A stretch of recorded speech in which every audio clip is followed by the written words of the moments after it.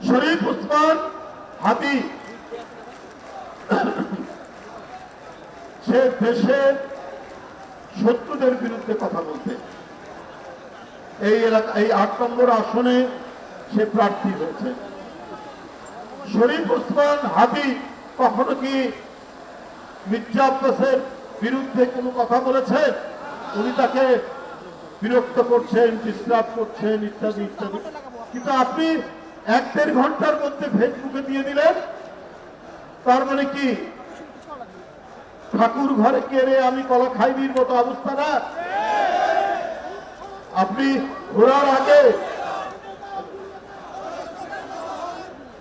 ঘোরার আগে গাড়ি জুড়িয়ে দিলে ঢাকা বিশ্ববিদ্যালয়ের সেই ছাত্র নেতা। এখন আজকে পুলিশ কমিশনার বলছে যে যে হত্যাকারীকে শনাক্ত করা হয়েছে জামাত শিবিরের লোক। এখন আমি বলি এগুলো বিএনপির কোন নেতার স্টেটমেন্ট না, এটা যারা তদন্তকারী কর্মকর্তা রয়েছেন, যারা রাষ্ট্রের আইনে স্বীকৃত সংস্থা, তারা বলছে। এখন ফেসবুকে কি লিখবেন? আমি সেই ছাত্র নেতাকে জিজ্ঞেস করতে চাই, তদন্ত হলো না, কিছু হলো না, এই এলাকার বারবারের এমপি মেয়র তার সামাজিক অবস্থান, তার জাতীয় রাজনৈতিক অবস্থান বিবেচনা না করেই আপনি কেবল ইউনিভার্সিটির একটা ছাত্র নেতা হয়েছেন। আপনার চেয়ে ৩৬ বছর আগে আপনার ছাত্র নেতা আরেকটি বড় ইউনিভার্সিটির ভিপি হয়েও আমরা কোনো অন্য দলের সিনিয়র নেতাকেও এই ধরনের বাজে কথা বলে কখনো অভিহিত করিনি।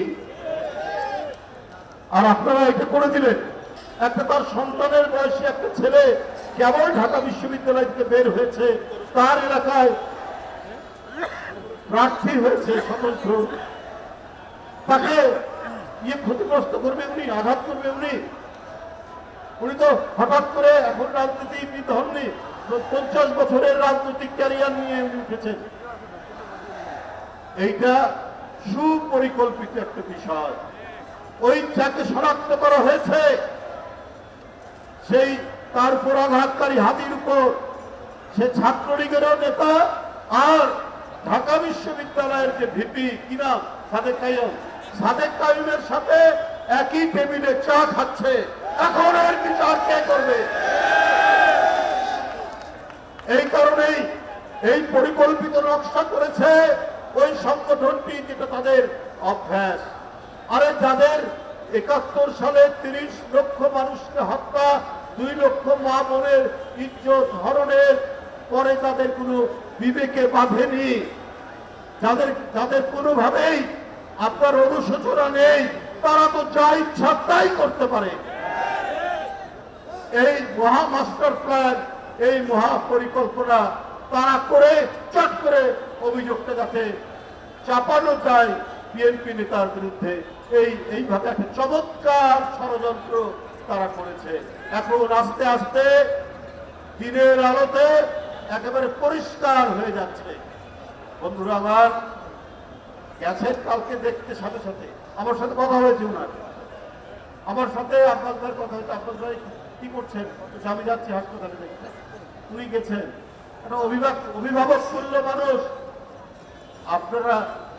আমরা লড়াই করলাম ডেমোক্রেসির জন্য, আর ৫ই আগস্টের পরে আপনারা প্রতিষ্ঠা করলেন মবক্রেসি, মব কালচার তৈরি করলেন। মবক্রেসির ভালো বাংলা হচ্ছে উশৃঙ্খল জনতাতন্ত্র। এই উশৃঙ্খল জনতাতন্ত্র দিয়ে আপনি সুশাসন, আপনি ন্যায় বিচার এবং গণতান্ত্রিক সমাজ কায়েম করতে পারবেন না, যেটা তারা করছে। জনগণের কাছে এখন স্পষ্ট এই ভয়ঙ্কর ষড়যন্ত্রের নায়ক হচ্ছে তারা, যেটা এখন প্রকাশিত হচ্ছে। বক্তব্য দীর্ঘায়িত করবো না। আমি হাদির উপর আঘাতকারী ওরা যেই হোক, জনগণ চিনে ফেলেছে, প্রশাসন চিনে ফেলেছে। আমরা তাদের দৃষ্টান্তমূলক তদন্ত করে দৃষ্টান্তমূলক শাস্তি আমরা দেখতে চাই।